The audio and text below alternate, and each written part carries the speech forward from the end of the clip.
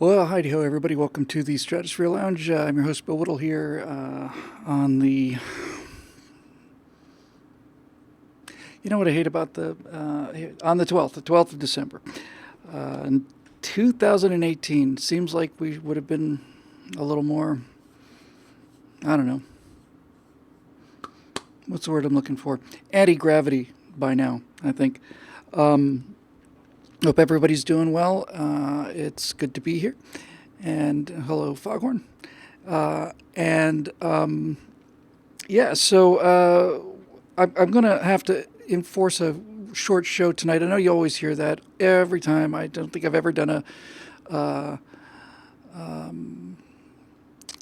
a Stratosphere Lounge where I didn't say this was going to be a short one tonight and then go on for hours and hours. But this one also, I know we were a little brief last time, but this time I'm going to have to do an hour and then stop. And the reason is because I am just treading water as fast as I can, and I'm getting washed downstream. It's really overwhelming sometimes. This just the volume of work that has to get done up for to basically run this little business with the help of our great office manager Shelley, and then and Scott Ott, who's been doing so much tremendous work behind the scenes, and Captain Jackson and a bunch of other people. But basically, it's a one man show here, and I keep expecting that during this week I'm going to have time after I get the Bill Whittle Now shot, which are shot, and the right angle shot, which are shot. I keep telling myself I'm going to have time to get some other stuff done before the end of the week, and it never happened. So it turns out that I am married to the best person in the world. Hi, honey. Just before the show, I was saying, I don't know how I'm going to get. Yeah, it does look like I'm moving in. By the way, somebody commented on that. It's another example. I'm going to have to get all the clothes out here and take them out of the back room. But I don't know.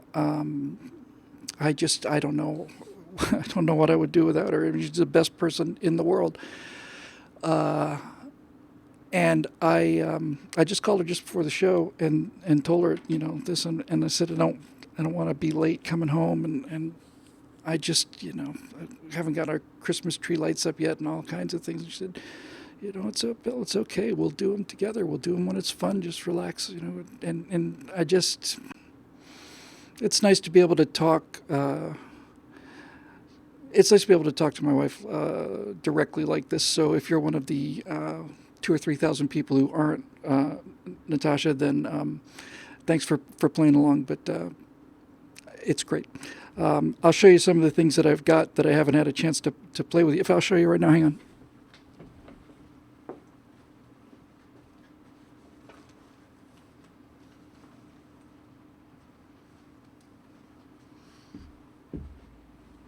Got all this awesome stuff, and I've been wanting to get it here for about a year now, and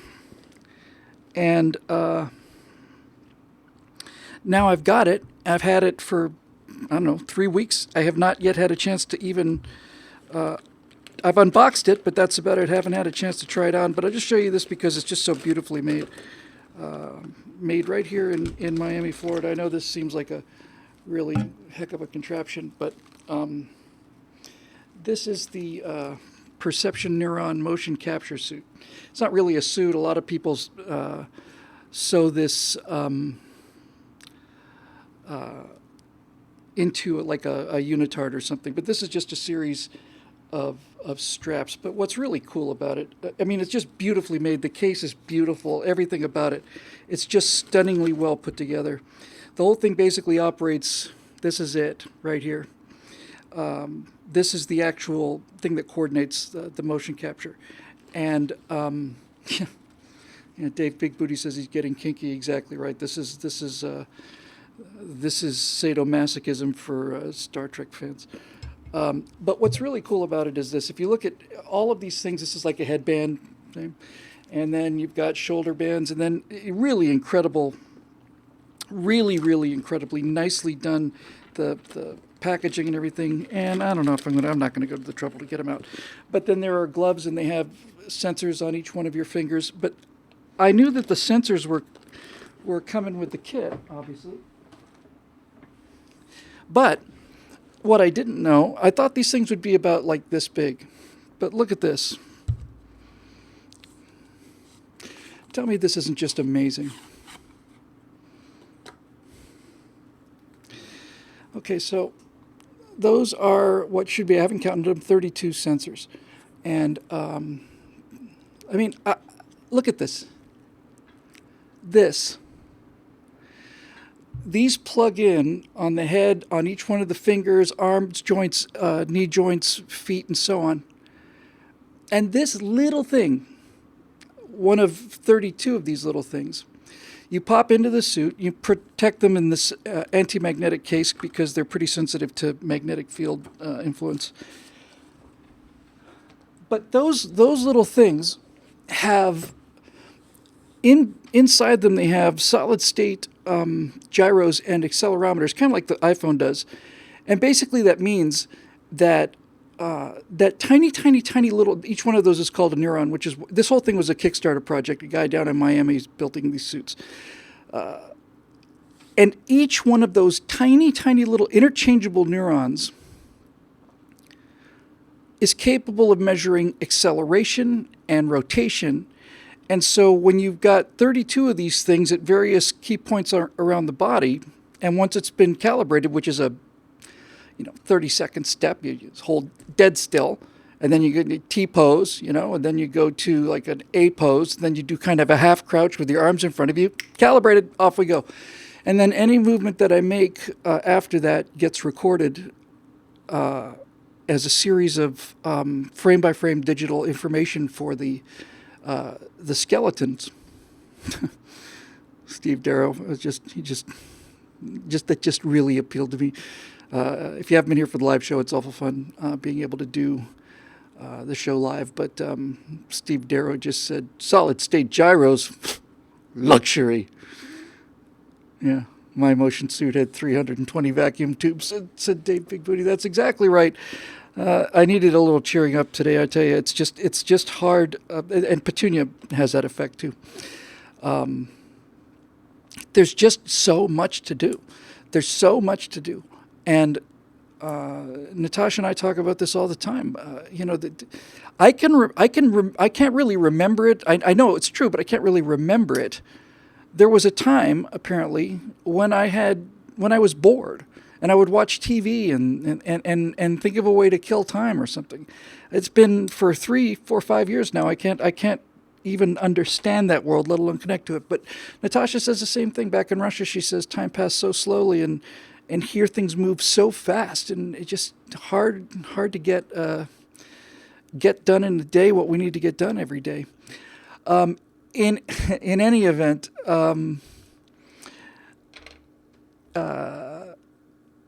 this suit is tremendous, and it's really inexpensive too. I mean, it's a little over $1,000, which may not sound inexpensive, but the next one on the market is $9,000 or $10,000 or something.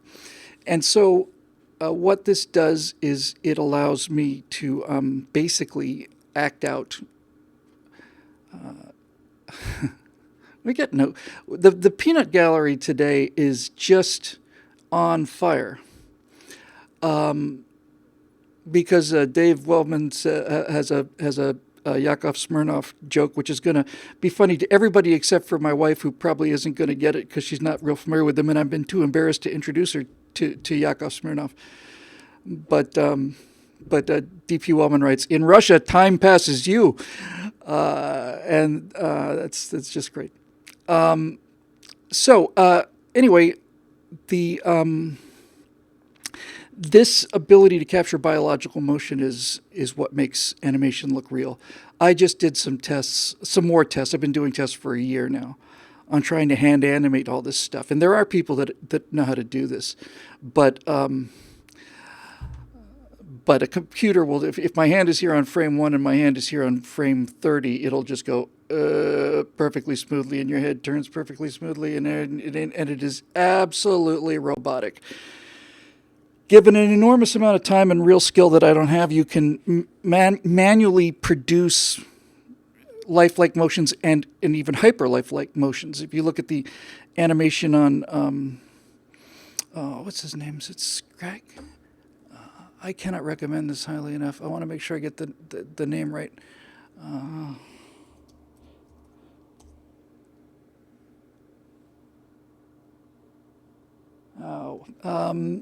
Well, I could ask for help, but let me try it. Let me see if I can find it on YouTube here.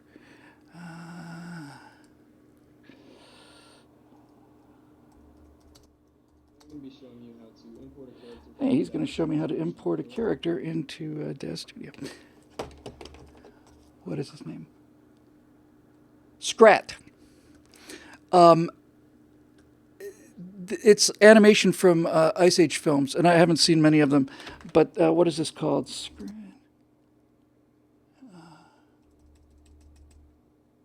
I think it's spaced out. I'm going to the trouble to find this because it's worth it. Yeah. If you have a moment, or even if you don't, just write this down. Scrat, SCRAT.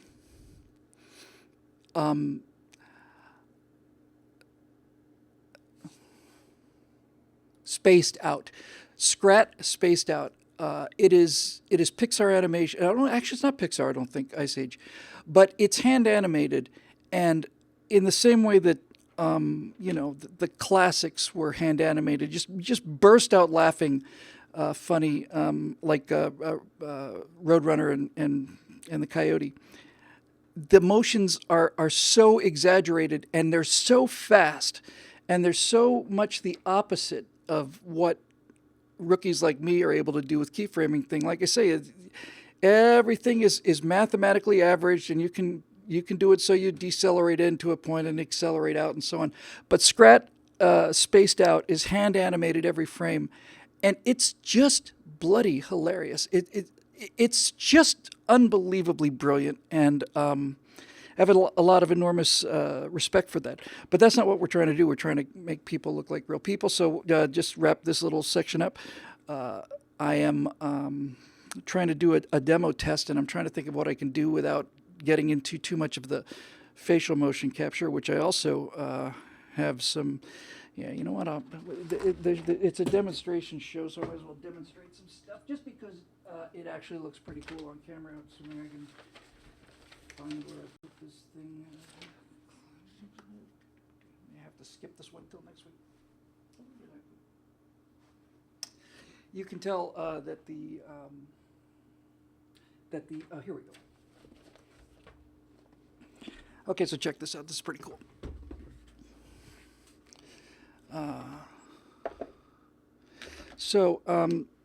This is another investment I made in this, assuming it's got some juice left in it. Probably does not. Okay, well, I'm not having the very best possible day today, so I'll get that thing charged. I'll show it to you next week. We had a short show anyway. But anyway, I've got here with this iPhone that has the facial recognition features on it, so that you can just look at your phone and it lets you in. And they've tried to beat that by using twins, by using photographs. Finally, somebody made a plaster cast of her head and then painted it accurately, and the iPhone recognized that. But the reason this particular iPhone 10 is needed is because it got stereoscopic vision, plus there's an infrared sensor, so it's feeling the contours of your face. And there are a number of apps that just basically are looking at your face, and it doesn't need markers or anything. And whatever you do with your face is what this thing does. And presumably, all of this just gets translated into the machine, and then just you hit the render button and off it goes. But I haven't had a chance to put that kinky suit on yet, and it's just sometimes it's just very frustrating. I was going to do this tonight, but since we got a short show, I'll probably just go straight to questions. My wife is always so much better judge of everything than I am on these things, and she says it's good to move through as many questions as you possibly can, and you can thank her for that because I'm too dim-witted to know these things. But I was going to talk about something. I'll try and talk about it next time, and that is the whole life on Earth thing. And I'm so tempted to do this. I really am. Uh, okay, Bill, look for the question from Jake Sorticus. Very important. I will do that. Okay, so anyway, it's just kind of cool to be able to act out all the characters. And what I was trying to say is, just as a demo of the motion capture, I've got a bunch of characters, and I've got a really good computerized set for air traffic control center at this space station. And I have tried to hand animate people standing at positions and working at counters, and I've had some experience with this. And what I get is a guy going like this.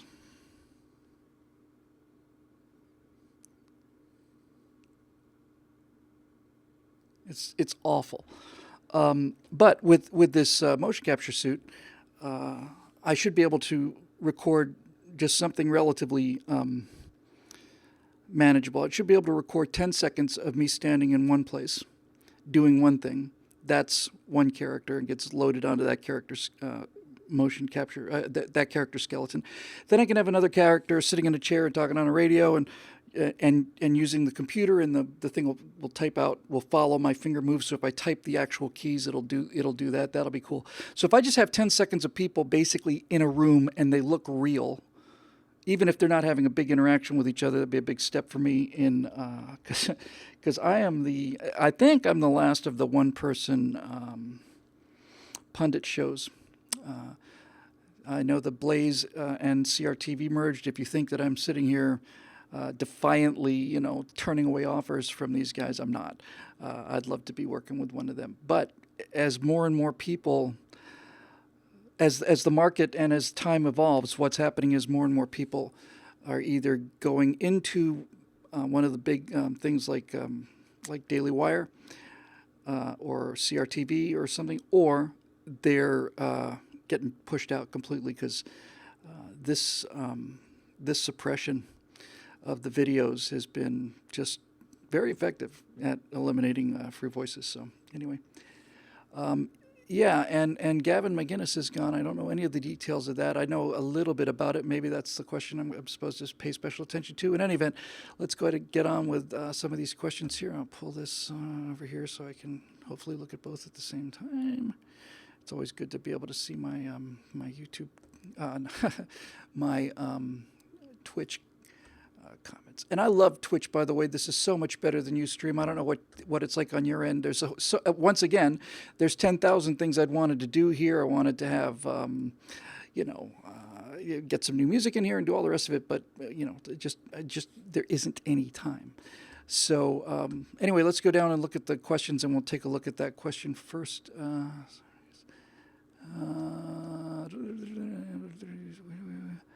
What was the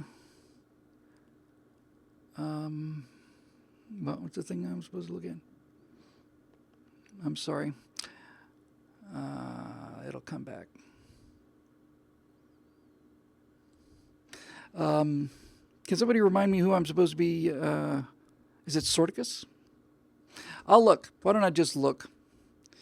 Your humble narrator is in a little bit of a daze today. I had a visitor in for lunch, and just a terrific man, a real patriot, works for the Border Patrol, and had a fun hour with him. But I couldn't put two thoughts together.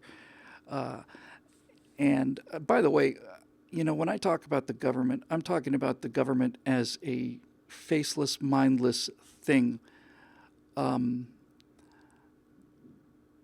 There are so many people. Obviously, technically, everybody in the military is paid by the government. So when I talk about overreach of and immortal bureaucracies and things like that, I constantly forget to say how much respect and admiration I have for the people actually doing these jobs, and today was no exception. Border Patrol is a thankless job. I'm pleased to find out that morale is higher there now with Donald Trump than it was previously. But there's still all kinds of problems. It seems like every third show I do now is about the border, and those are the ones that do all the big business too. So, okay, here we go. Let's go find the questions here.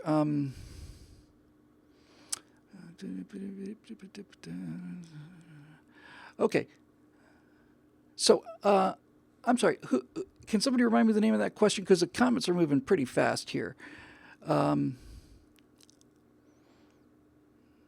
Anyway, I'm looking, and I'm sure we'll find it. I am Sorticus. Okay, thank you. Let's have a look. We'll find this first because customer service is what we are all. There it is. Hey, top fan Jake Sorticus.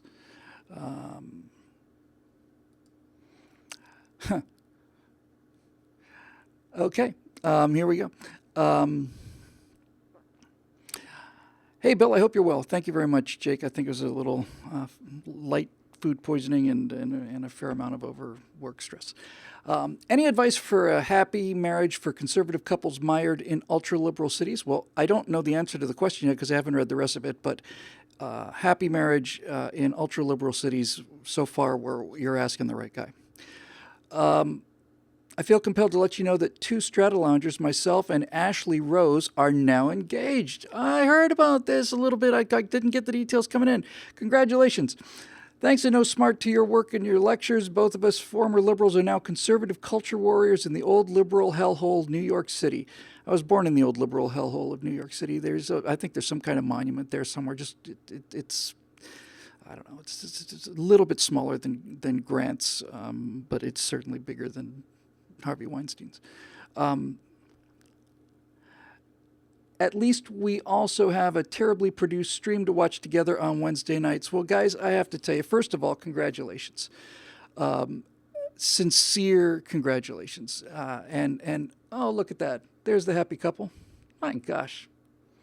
You know, here's what you and I have in common. First of all, I think, Jake.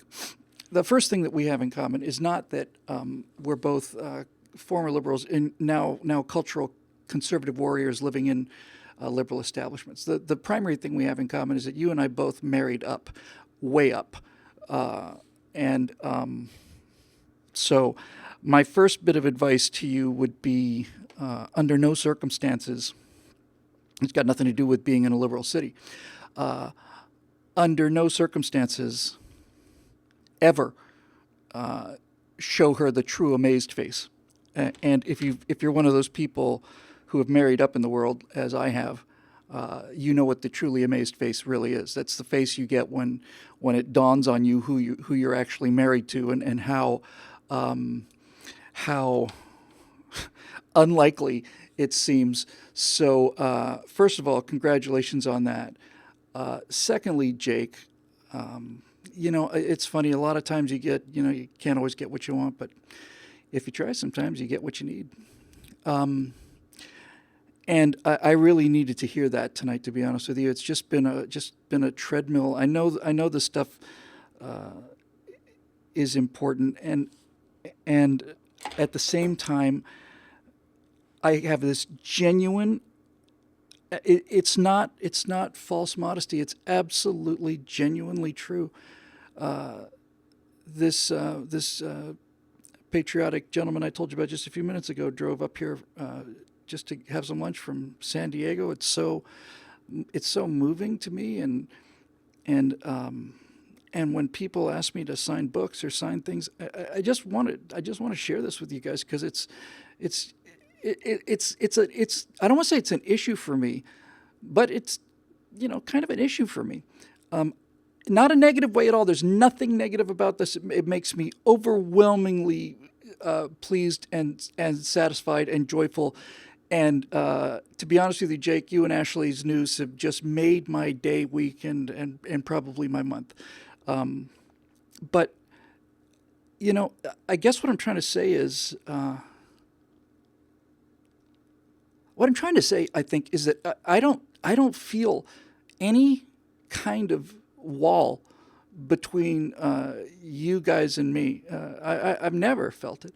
I've never felt the slightest bit of kind of celebrity, privilege, or we've talked about this a million times with guys like Bill Maher and so on. If they do a speaking event, they helicopter in, they go out on stage, they do their contractually obligated, 40 minutes, then they are out in the helicopter and up in the air before the the filthy hoi polloi gets a chance to mob them, and they take their money and run. I love being the last person out of the room. So today was a real morale builder for me, partially because of the gentleman I mentioned earlier, and I could mention his name, but I'm not going to mention his name and his job at the same time. He knows who he is. So that was exceedingly flattering and nice. But this is beyond flattering and nice. You guys look very happy, and I guess the reason I brought up the whole kind of autograph thing and fandom thing is you look happy in the Facebook picture, and I get the feeling you're going to stay happy, and you're going to stay happy, I suspect, because you've had an opportunity to stumble upon kind of a pretty simple moral code that it's been my enormous honor to represent sometimes. And it's a very simple thing. It's a very simple code, but I see the look of the two of you on your Facebook page here, and to think that you both met because of the show, and that you've got something to do with your Wednesday nights. Perhaps you could get those adding machines, the calculator adding machines, plus, you get a paper tape out of it. I get one of those. You can count the technical errors. But you're going to be much happier than the liberals in New York. Not because you're, I almost said not because you're better people, but the fact of it is you are better people. You're better people now. It doesn't mean you were born better. It doesn't mean that conservatives are born better than liberals or anything. It's just that if you've decided that this philosophy is enough to make you change your mind, and certainly was the case for me, and I discover new parts of it every day, then the more this simple stuff starts to seep in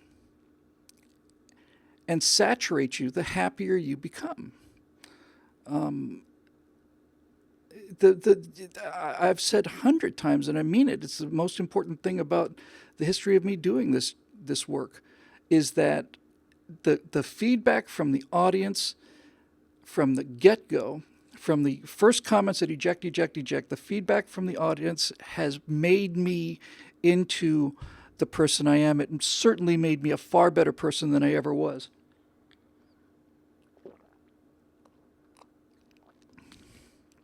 All of that taken together is not as much done me as much good as just a couple of days of being married, but nevertheless, it is really gobsmacking in the best possible way to hear this. I am so happy for both of you.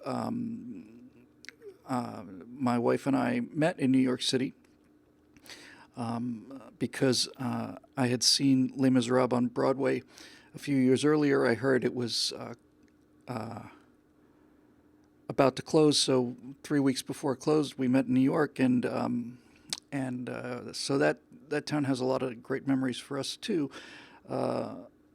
Natasha came out of the terminal at JFK. I probably told this before, but I don't care. I love telling the story because it's just so wonderful, so true. And people are making old eject references, by the way, which I miss. I love that banner on eject. If you didn't see it, it had eject, and in the corner was a guy in a ejection seat and blasting off, and the Latin phrase below it was ad astra stella tenante, which means into the heavens by a flaming chair, and as this guy's being ejected into outer space, essentially his little thought bubble comes out and it says "dang." That was really fun. But anyway, back to New York. I was waiting. Her flight was delayed, and I waited outside of customs for almost 5 hours, I guess, when it was all said and done. She was in for 3. And I kept thinking, maybe it could be her, And then she walked out, and I said, well, that's her, definitely. We said hello, and we got in the car and took a cab ride to downtown. And as we were pulling out of JFK, she put her head on my shoulder, and we've been married pretty much from that point. It is enormously gratifying to me to hear this, and I suspect, as I said, you're gonna be happy because one of the most important things about this whole thing is just getting over the idea that you're God. I mean, that's the biggest part about becoming an ex-liberal is accepting the fact that you're not God, that there is something bigger than you, and there's something more important than what you want to do right now. There's a terrible kind of a loneliness in that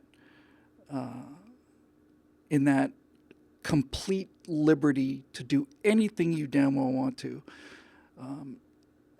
Needless to say, this whole thing is about freedom. This whole fight's about freedom. If you ask me why I'm here, it's about freedom. But when you've got actual freedom and you have complete full freedom paid for with the blood of people who came before us, that freedom and that liberty can turn into licentiousness and and simply realizing that there are standards. You don't have to believe that they're divinely inspired. It helps a bit, but you don't have to believe that. It really is not necessary as an individual person. It's baked into the culture, came with everything. If you understand that you're not the center of the universe, your chances of having a successful marriage go a long, long way. And I think you're going to do just fine. I can just tell from this picture. I just love this picture of the two of you there. Hey, you know what? Hang on. Can I? Maybe. Let me try something. Hang on. Here we go. It's going to take a second. But you know, this is what happens if I had a budget. I would just say to the hey, grab that picture, would you, and just put it up on Still Store. Let's see if it'll do it. Let's see if it will. I bet it will. Come on now. Where are you? Look at this. Here, there's so picture. You're going to make me. All right.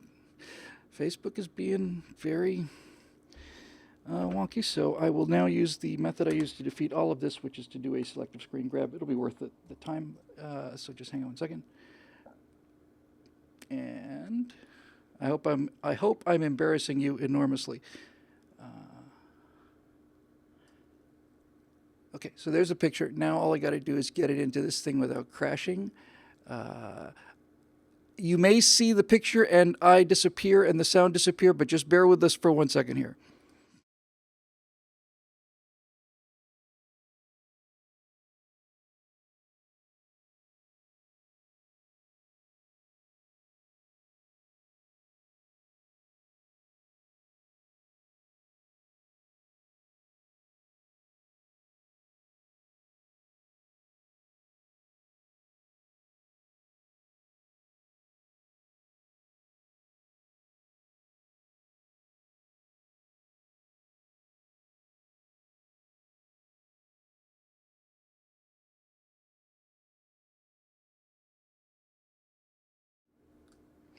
I came back because what I was trying to do wasn't working. I didn't want anybody to go away. I'm going to see if there's a way to.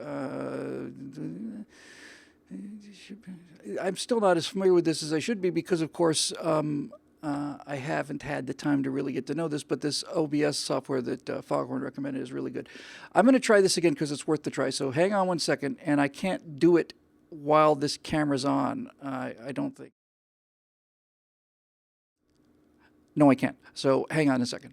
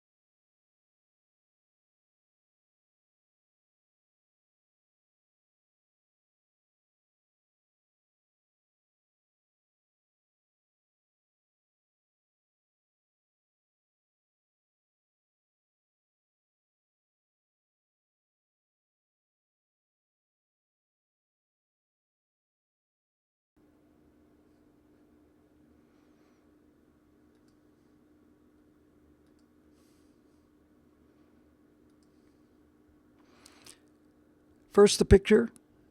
I see levels. I don't know if you can hear me. Let's go to the magic board here and see if we're getting audio.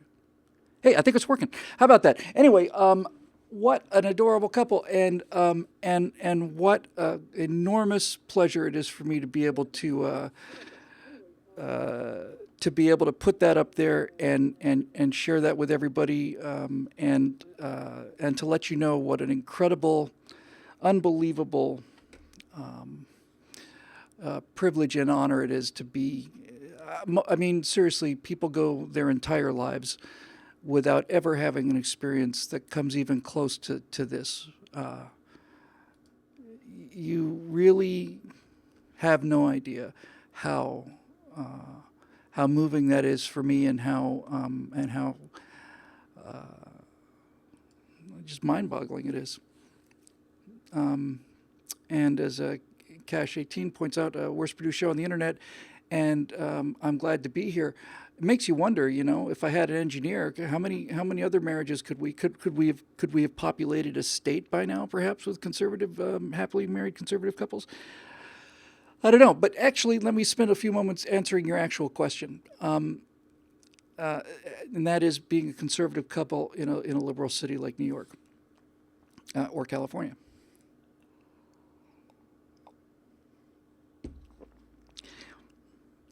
We talk a lot about courage, and I've talked a lot about sacrifice and my little war stories and stuff. Just before the show, I was reading a real in-depth read back of some of the things that the guys were reporting in real time from Iwo Jima. And so my actual advice to you as conservatives in a liberal town is that there are times when you need to charge over the hill and say, "Follow me, boys." And then there are other times when you need to dig in a foxhole and get as low as you possibly can. And this is going to be your challenge: is deciding, is deciding when to pick your fights. The sad fact, the tragic fact about life in America today, and this is tragic and true, and I live this pretty much every day. In a city like New York, with our friends, the progressives, who are so tolerant of everything except for anything they don't agree with, it will hurt you professionally. It could cost you, it could hurt you very seriously professionally. That's the nature of who they are. I mean, I know when I deal with liberals and progressives, I know they're liberal and progressives, and it just doesn't particularly bother me. It's maybe not somebody I want to hang out and go camping with or something, but nevertheless, I'm aware of their politics, and they have become such a hate-filled echo chamber that if it turns out that you make it known to them in your field of work, or your career field, or even among some friends who maybe you just met casually, they will send you out to the cornfield. And here's why, by the way, so that you don't take it more personally than you have to, although you always take it personally, and I always take it personally, and it always stings, Jake and Ashley. But here's the thing: if you are openly talking about this, even if you say something like, "I think Trump's doing a great job in a restaurant," what you're doing is you are devaluing their entire value set. You're basically poking a hole in their entire belief system, which is why what the left does is it's really not just tragic for the rest of the country, tragic for the people on the left as well. In order to sell this idea, they have to drum it into people's heads all the time, and no dissenting voices can ever be heard, because if there is a dissenting voice, then the whole thing falls apart. Great example, which I got from my friend, the Border Patrol agent today. We're talking about families being separated at the border, and how cruel it is to separate families, how terribly cruel. What kind of a monster, must Donald Trump be in order to rip families apart like this? And he said, the reason that we separate the children is so that we can send them home with their moms. The reason we separate them is not so that we can keep them in special dog cages. The reason we separate families is we don't want to detain the entire family and keep them all in prison until we find out what the hell's going on. We separate families so that families can stay together. It separates families so that not the whole family has to go to this internment for breaking what they knew was a law the entire time they were en route here. And little tiny little things like that just destroys the entire progressive worldview. It just falls apart, comes apart. I saw a meme that said, it was a picture of a little South American girl, looked like a Colombian girl. She was behind like a kind of real thin cage, like a dog cage or something. And she was crying, and she had her hands on the bars. And it was a liberal meme. And below that it said, even conservatives would have to agree that we're better than this. Here's this poor little 2 or 3 year old Ecuadorian or Honduran girl crying, locked up in jail by herself. And you see this and you start thinking, wow, I gotta admit they're really making a pretty good point here. Maybe they're right. But this was a conservative meme, and below that picture of that crying girl, they showed a wider picture, and it turned out that was not a cage at all. It was a flat piece of like one side of a dog cage that was freestanding in the middle of a room, and there were 25 or 30 children walking around on both sides of it, and they identified the girl because the clothing matched, the face matched. No question it's the same girl. And she's kind of happily going around back and forth, and they're playing, and there's this thing that's set up there for the photo op, and then this girl gets behind the cage, and maybe she stubbed her toe, or maybe somebody gave her some, bad acid or whatever, and she's in this cage crying. They go in and crop this image. And so everything that they base their belief system on isn't true. If it was true, I'd have a different opinion, but it's not. It's not true. And we see it again and again and again and again and again and again and again. Donald Trump is not paying people to join Antifa and smash windows.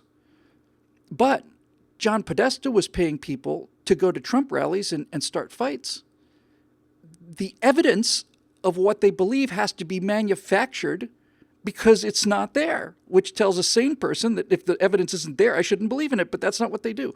So look, anytime you open your mouth, guys, it's not just a question of a political disagreement or a change of opinion on things.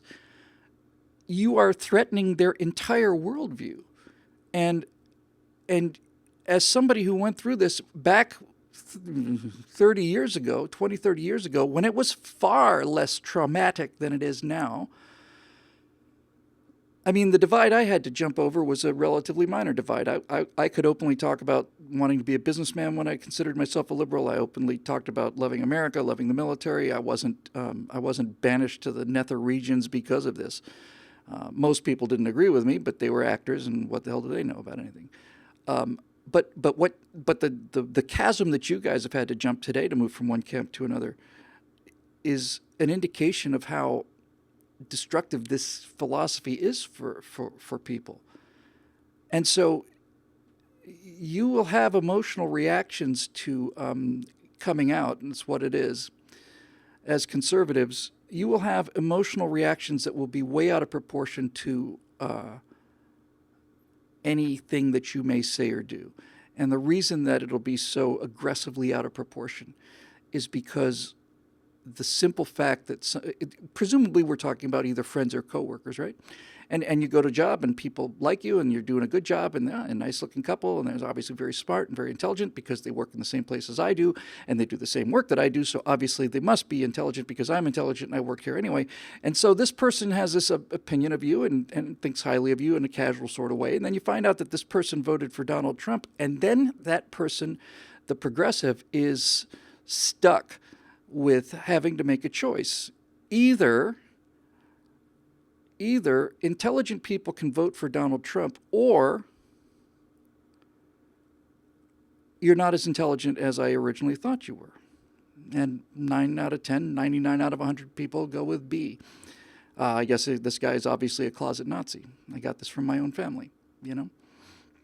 I got this from my own family, not my inner family, but cousins and things of people who I had spent my entire life with, and all of a sudden I get treated like I'm, Eichmann, and it's not just infuriating; it goes way past infuriating. It's eviscerating. It's just simply, it's so bloody hurtful, because in aside from the obvious surface hurt of having people who you cared about and loved about and who presumably felt the same way about you, aside from the obvious fact that, that stings, I just can't believe that people that have known me since I was born now think that the Huffington Post knows more about me than they do. That's pretty much it, They think that that the Huffington Post knows more about me than they do. They grew up with me, but since I'm a conservative, and conservatives are evil, I must be secretly evil. So that's the bad news, and there's not a whole lot of good news, but there is some good news, guys, in terms of the culture thing for you, and then we'll get a couple more questions out of the way. And that is this: along with all of the opprobrium that comes with being like a conservative, known conservative, you are also going to find winks and nods in the strangest of places. The strangest places. You're going to find people who are like you, and they understand that this is the world. And we kind of let this thing get into this state, but you can't undo it now. Certainly not one person. You're stuck with it. So I would just say choose your fights. And I would finally just say this. If you have friends or people who you think are friends or family members that you care about, and they decide to excommunicate you from their lives because you voted for a different person than they did, then you don't need that person in your life. It's a great saying. Those that matter don't care, and those that care don't matter. So just keep that in mind. And I'll tell you with absolute certainty, I know Natasha and I will be getting back to New York at some point. I would hope in the next year, but it's certainly at some point we'll be going back. And it would be a great pleasure to buy you guys a drink on the town, because this kind of thing is just unimaginably cool and unbelievably refreshing. So anyway, thank you, and thank you for pointing it out there, guys. And congratulations to the two of you. We'll go one more time to the happy picture in case somebody came in late. Was it in scene 2? Yep, there we go. Hey, look at that. A couple of Strata loungers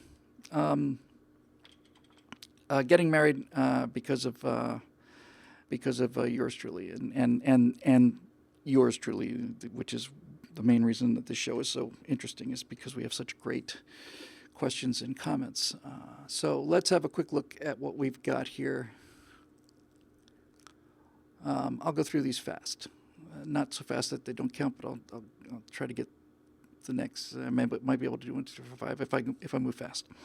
Okay, so Cameron Smith writes, Bill, I recently read the F-35 had a 15-to-1 kill ratio against F-15s at Red Flag in 2017. Thoughts? Foghorn would know more about this than I do, but I can give you a few thoughts, a few of his thoughts, because they're so simple and so easy to reproduce. First of all, number one, I wouldn't be surprised. I know the F-22 had an incredible record against F-15s. They'd send up, 2 F-22s and 4 F-16s, and the F-16s, sorry, not F-16s, F-15s. The F-15s never knew what hit them, and then they'd send up 8, and they never knew what hit them. Then they'd send up 16 against 2 Raptors, and they never knew what hit them.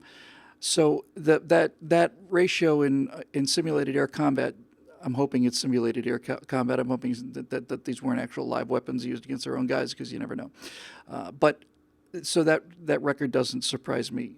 What does surprise me and causes me a little bit of Well, it doesn't so much cause me embarrassment because it's not something I knew at the time. But when the F-35 first came out and they were first doing, you know, combat trials against previous generation aircraft like F-16, F-17, sorry, F-16, F-18, F-15, that kind of thing. The F-16 was beating the F-35, and this was widely publicized, and everybody was, you know, and I was loudly saying $1 trillion for a jet that doesn't outturn the F-16. I mean, have we really learned nothing about this? Are we really going to go back to the days? Well, don't worry, it's got better avionics, it's got better missiles, and we don't need to be able to turn the airplane. We don't need to be able to get into gun range. Well, that's what it looked like at the time when these things first came out. But what I began to hear about from pilots was that in those very first fly-offs, the pilots of the F-35 had not really any real actual clue of what the airplane could actually do. They certainly, if you're flying an F-35, you're the cream of the crop in terms of Air Force pilots. I don't mean to sound that they're incompetent. They knew everything about the airplane, knew everything about the systems, but tactics are not written by engineers. Tactics are the results of the actual pilot, the actual warrior, taking the weapon out and giving it a stretch.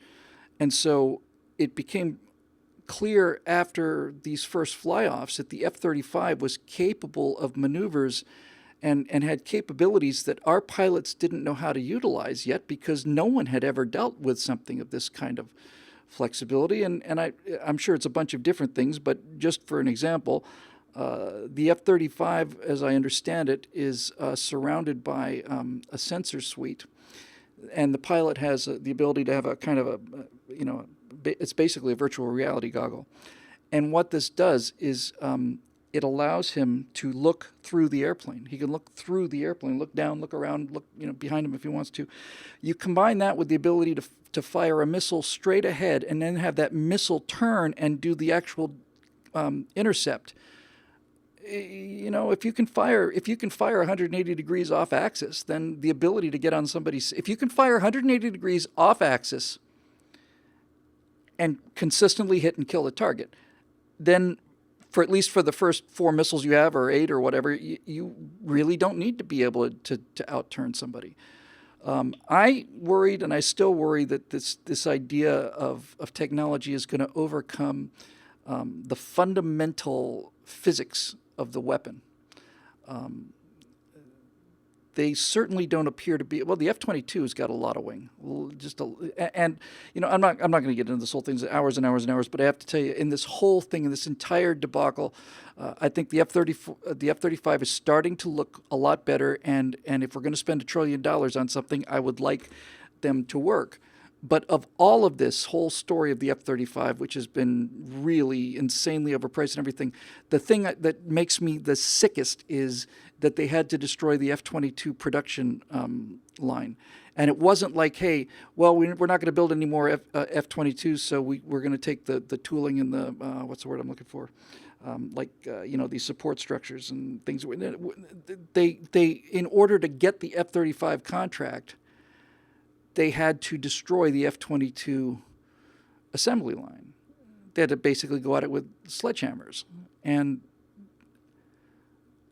honestly, so I have hope, and I have occasional vague, intentionally vague, that's the word I'm looking for, validations of that hope. And here's my hope.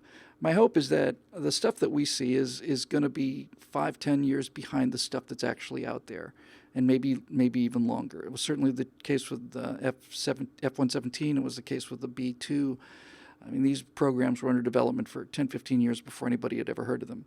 My hope is that this is going on now. I'm quite certain the F-35 will be the last manned fighter that we put up there. Jigs, that's the word I was looking for. Thank you. They're not gone and lost. I was told they were destroyed. That makes me happy, because I would restart the F-22. And, well, it's going to cost $4 billion just to restart the line. Okay, well, here's the checkbook. It's an astonishing airplane, and it's very expensive, but so is the F-35. But, with all of this said, I'm beginning to feel much, much better about this decision. The price is still inexcusably high because of disassembled, saran wrapped, and put into storage. I did not know that. My understanding, Foghorn, was that they was that they had to be basically destroyed because they could not. They had to basically say, we cannot make any more F-22s in order to get this. That's great. That's great. And I'm hearing it from Steve Darrow as well. Fantastic. That's very good. Hooray. I like to be disabused of these things. Anyway, what I was saying is I like to think, and I know that there are people who I've spoken to who know the answer to these questions, and they can't tell me the answer to these questions, and I know they can't tell me the answers, and I appreciate that. But I like to think that there is stuff out there that I don't know about, but I can imagine. And if I had to pick one, if there's one technology out there that I would like to know more about, believe it or not, it would be anti-torpedo technology. I've recently seen a little bit of the actual hardware, but for about 20 years now, I've been thinking, okay, so you've got these incredible carrier strike groups, and that is actual force projection. You know the 11 carrier battle groups and all the attendant destroyer screens and used to be cruiser anti-aircraft, but basically Arleigh Burke screens, and then you got submarines out there checking for the underwater threat and so on. But the only thing that really seemed to be a genuine threat to that force was a torpedo attack from maybe a really quiet diesel electric boat that essentially just didn't make any noise at all. A real modern boat that didn't have to have the nuclear kettle boiling all the time. And I've been wondering for 20 years. The torpedo attack is the fatal attack. I mean, you don't particularly want to get hit by a harpoon or something, but that is an above the surface warhead, and it damages armored belts and it damages superstructure. And like I said, you don't want to get hit with one. But the torpedo actually now is designed to explode underneath the ship, not hit the side and blow a hole in it. It's designed to explode underneath the ship, and that gigantic pocket of air that it puts means the ship's back breaks under the weight, because the keel is not evenly supported. The center just disappears, and the ship basically breaks its own back. The force of gravity basically does it. Help with the explosion impact. And if you've ever seen the footage of it's an obsolete destroyer that gets hit by a modern torpedo. I think it gets hit by a Mark 48 torpedo. It's not like there's a hole in the side. It's like, I've just broken the ship in half. So I always said, well, why can't we come up with a torpedo that swims out and kills other torpedoes? We have anti-missile missiles. Why don't we have anti-torpedo torpedoes? I'd feel a lot better about our carrier fleet if I knew that, you get 6 hot inbound torpedoes coming at you at 60 knots. I'd like to know that the only alternative is to outrun them or spoof them or decoy them. I don't like putting my trust in spoofing and decoying. It works pretty well, but it's certainly not a 100% solution. So I want to know, how can you shoot them? And it turns out there is some. I've seen a little bit of evidence about a short-range, very fast torpedo that comes out of the target ship, swims out to the incoming torpedoes and blows them up, which is really cool. And we really need that.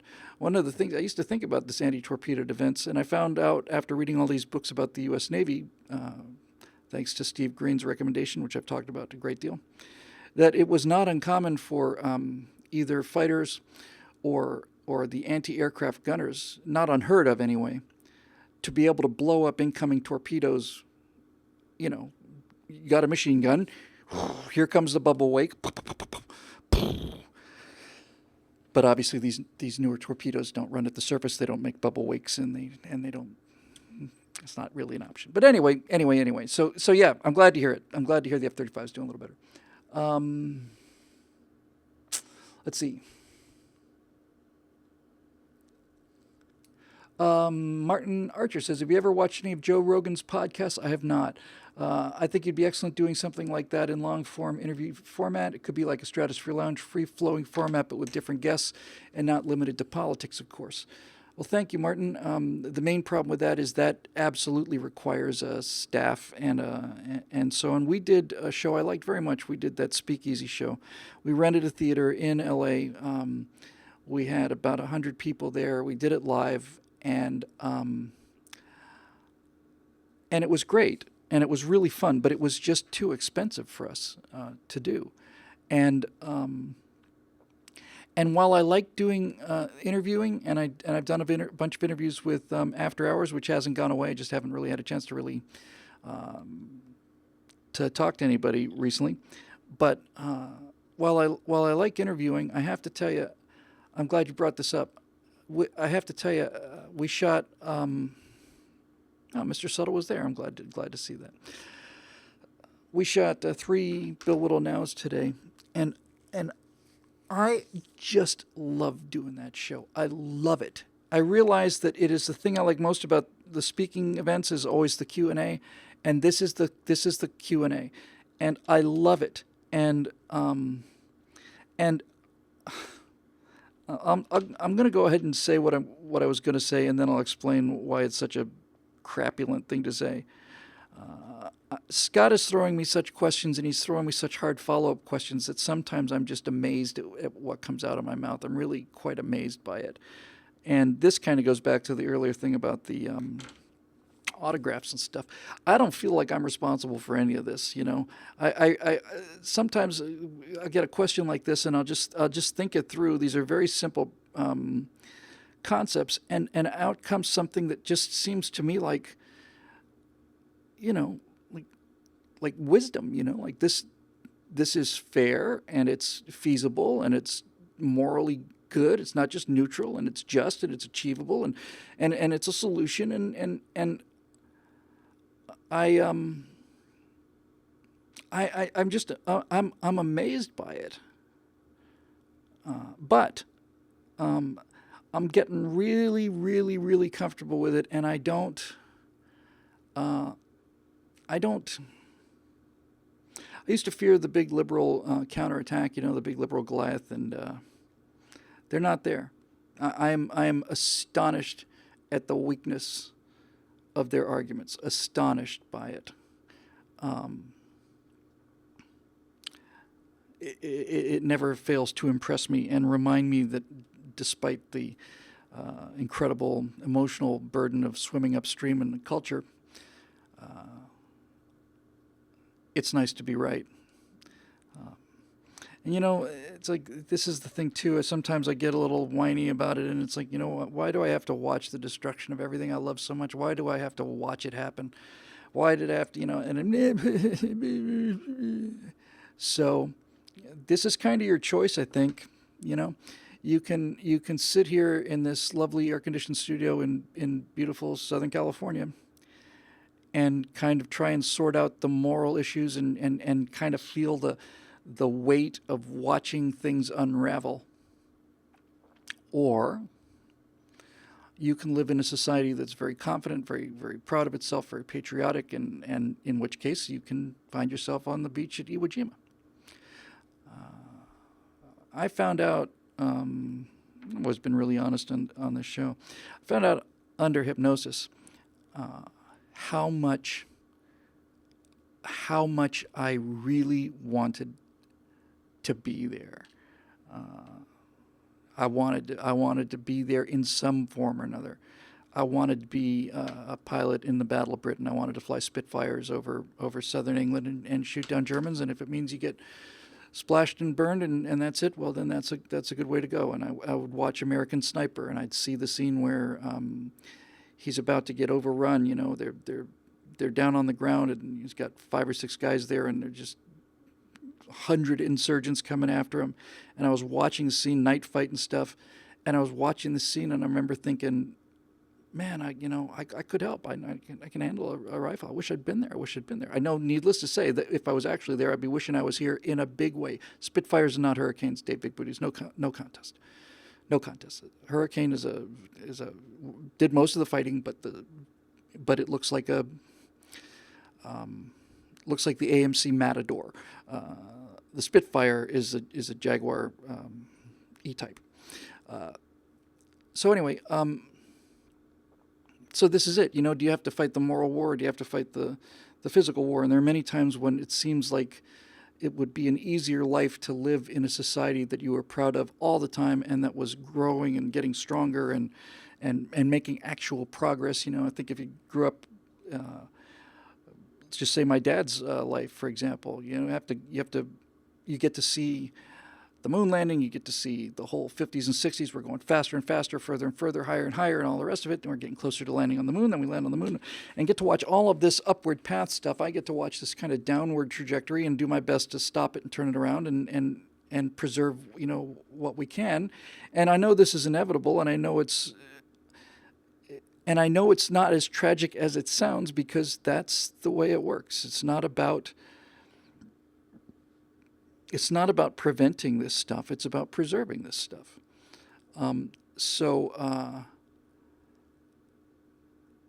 Simon says, my first car was an AMC Matador. Simon, I've admitted a number of things. I admitted that I voted for Walter Mondale, but my God, man, if you want to talk about courage, admitting that you owned an AMC Matador trumps anything I've ever done. The Matador, for those of you who have a chance to open up somebody else says don't hate the Matador. Guys, take a look at just look up the Matador online. You got an extra tab in your window. Hey, greetings from Lithuania. Hello there, Differs. Welcome to the internet, which is owned by all of us. And who's that a picture of? I don't know. It looks almost like Darwin, but he's got more of a beard. Welcome to the Stratosphere Lounge. It's great to hear from people overseas. But if you look up the Matador, guys, I'm serious. It is the only car that has ever been built that looks like it had an accident in its pants. The car looks like it couldn't make it to the bathroom in time. It is just. I mean, just look at the car. The car looks like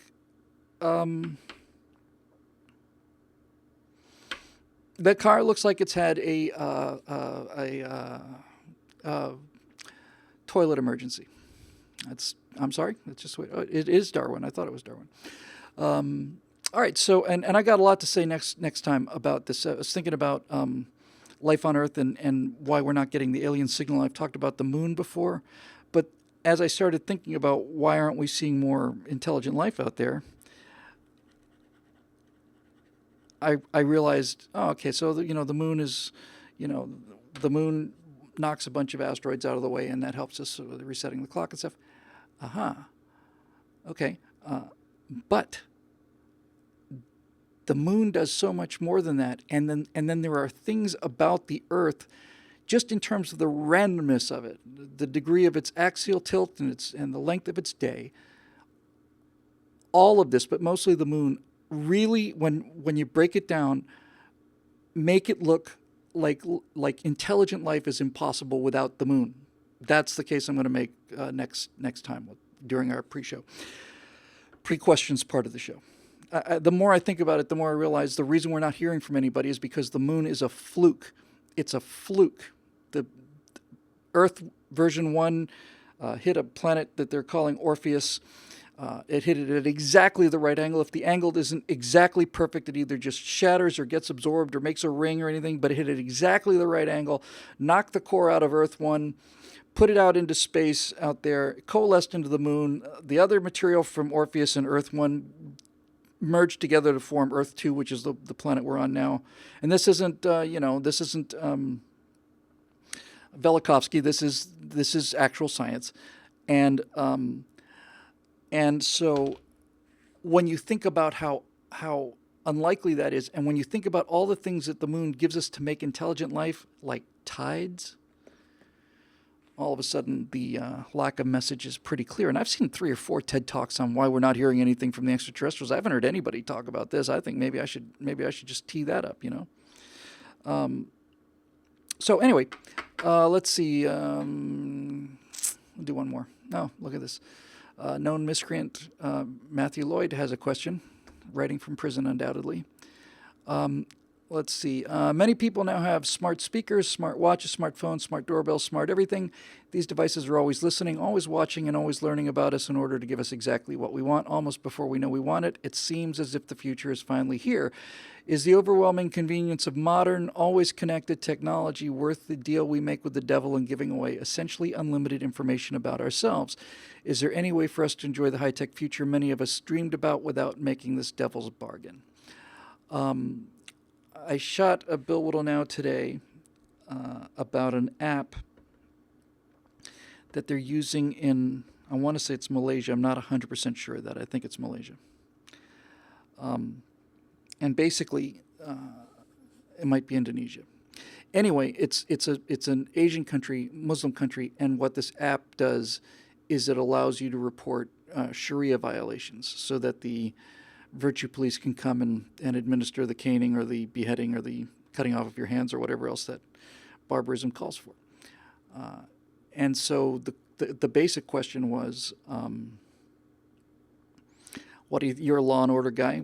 You should be in favor of this. And Scott he really genuinely is a genius at this. Scott is an actual journalist. I've spent a lot of time defending Scott because people get on his case. I don't have to do that anymore.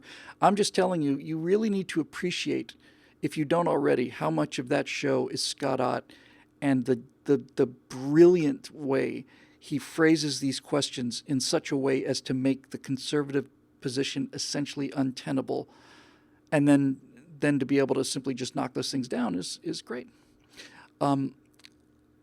So we were talking about this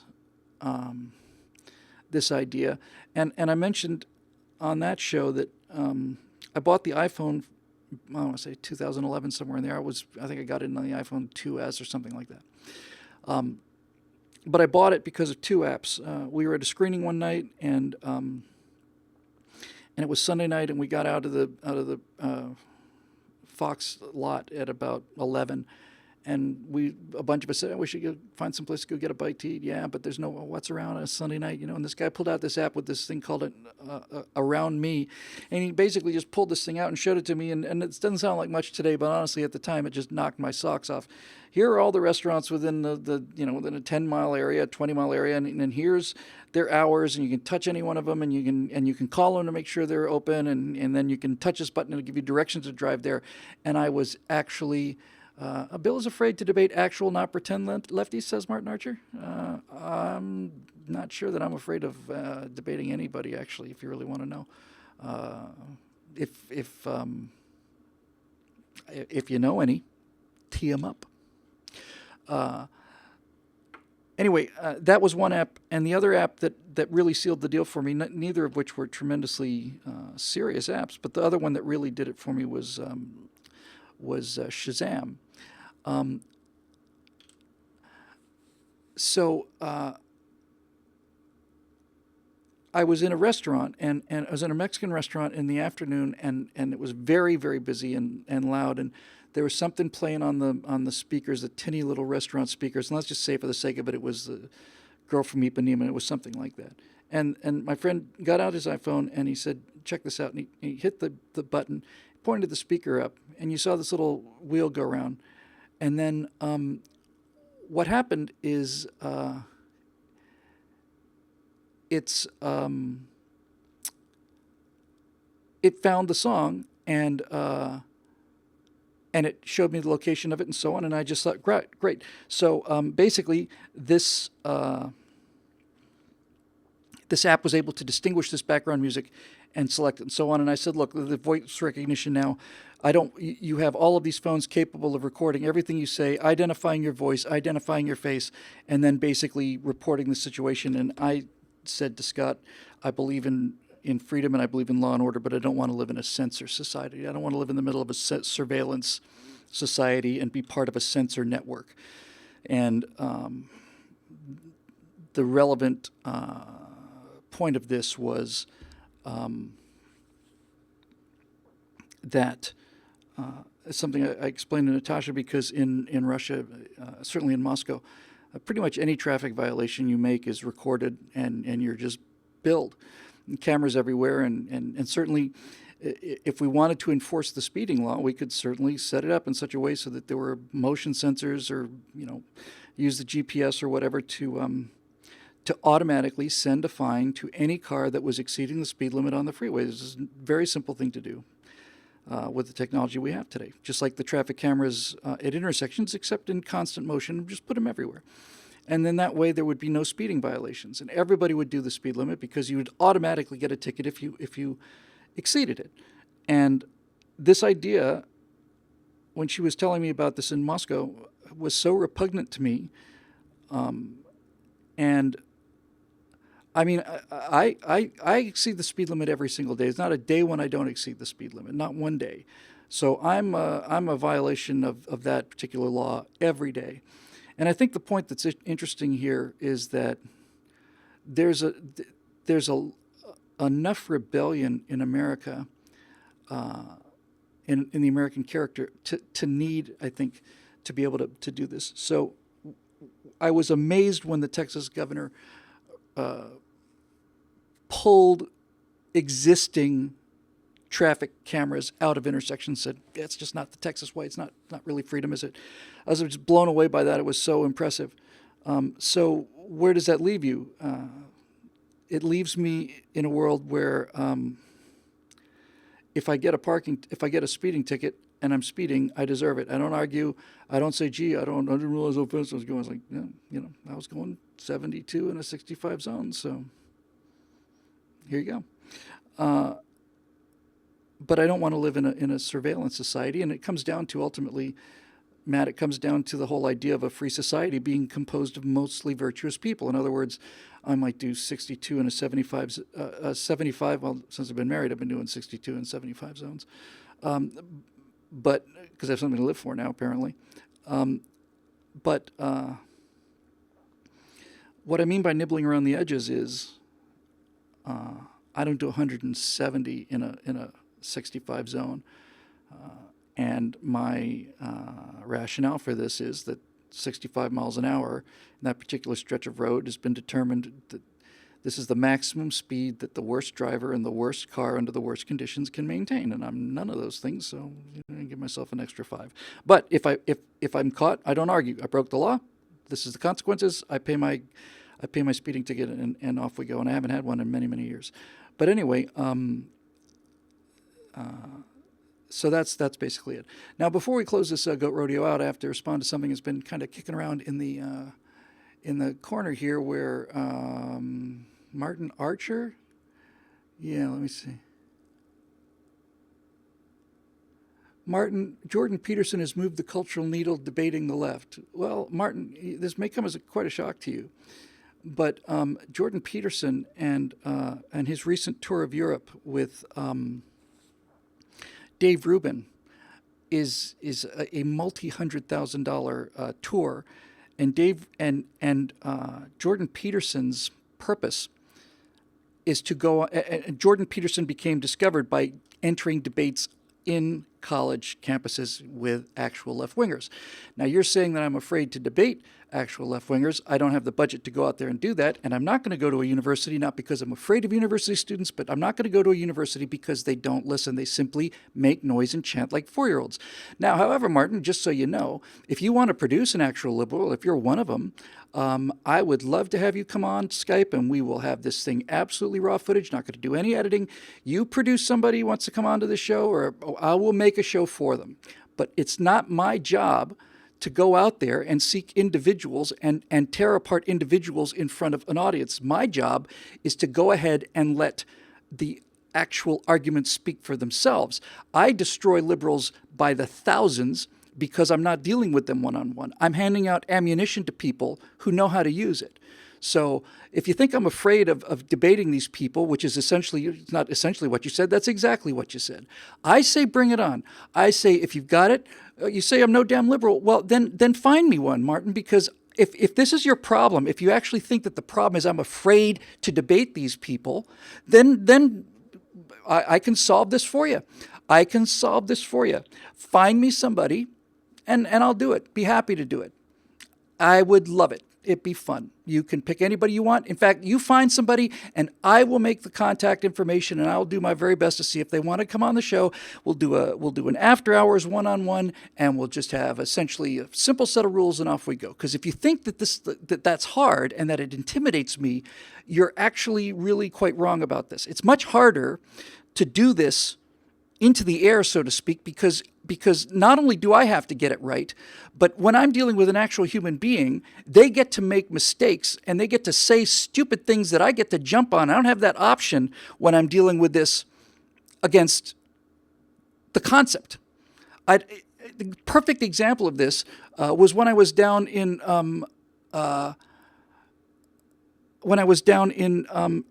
at a TPUSA event, and they invited a Democrat lawmaker to come down there. Apparently, I wasn't afraid to debate her. I just didn't realize the terrible risk I was taking.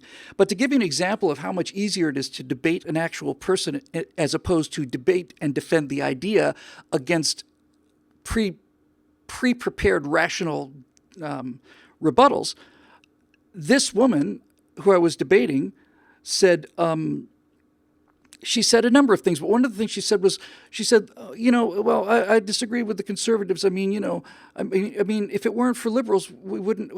If it wasn't for the government, who would build the roads? And I turned to her and I said, ma'am, the government doesn't build any roads. The government takes my money and then they pay a private company to build the road, and they don't particularly care how much of my money they spend because it's not their money. And she's gobsmacked, What do you say to that? Nothing. And that is a huge win. It's an enormous win. So there you go. It's not just a question of that. And it's not just a question of the budget either. It's a question of, I have heard Jordan Peterson debate people, and I've heard Jordan Peterson shoot people down. And yes, it's true, Jordan Peterson is moving the needle, and Jordan Peterson deserves all the credit he's getting. I think he's terrific. But I have not heard Jordan Peterson put together a philosophy in a way that makes coherent sense across the board over the course of years. In other words, I've heard him shoot down people on individual topics, and I find that actually rather easy. What's hard, to me anyway, is the ability to take all of these smart-ass answers and assemble it into something that makes sense.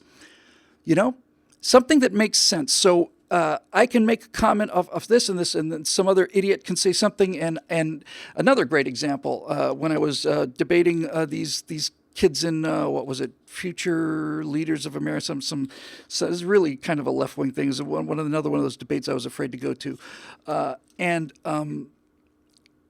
this kid stood up and said.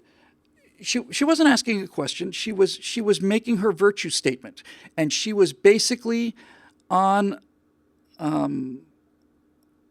everything I said, and was basically had a prepared statement in order for her to get applause. And the prepared statement worked like this. I think I talked about this 2 episodes ago or something. I'll talk about it again. I was saying that the beauty of capitalism is that it rewards effort proportionately, and I said that it's not fair that a brain surgeon should get paid the same amount of money as a guy who smokes doobies out in back of the 7-Eleven. And I made a pretty compelling point. And then this person stood up, you could just tell while I was talking, she was writing this thing. And she stood up and she said, well, what if the person who's working at 7-Eleven would have been an excellent brain surgeon, but couldn't be because they happen to be a person of color?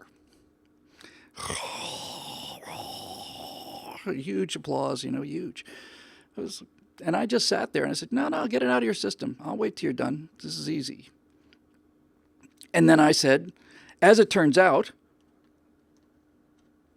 the most brilliant brain surgeon in the world is a guy named, man,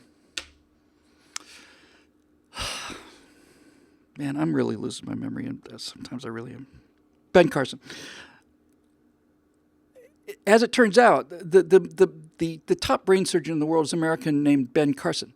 And Ben Carson is a black man who grew up dirt poor and as disadvantaged as anybody you could, certainly more disadvantaged than you or anybody you've ever met. And Ben Carson's mother put into his head the idea that he could not only do anything, he could do anything if he was ready to work hard enough at it. And so Ben Carson, this black kid from the South who grew up in the middle of Jim Crow racism, is now the best brain surgeon on the planet. So your theory is wrong. And then the conservatives in the crowd lost their mind and roared and cheered and stuff. So, you know,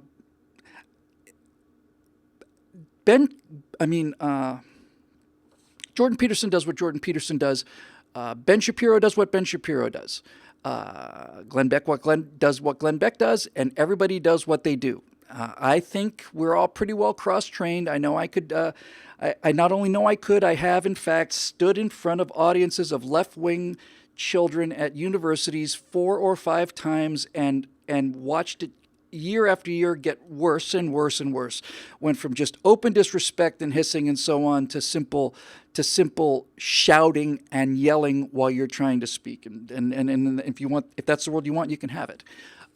And if the university's not going to remove that person from the audience, then I'll remove myself from that university. I don't need to be there, and I don't need that platform to reach people.